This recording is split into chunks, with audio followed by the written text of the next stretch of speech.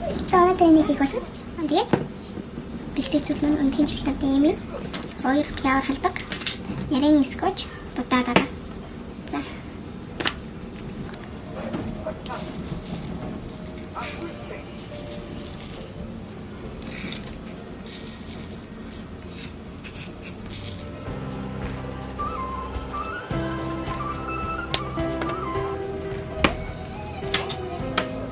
Ингээд тавиад ингэж панил хийх.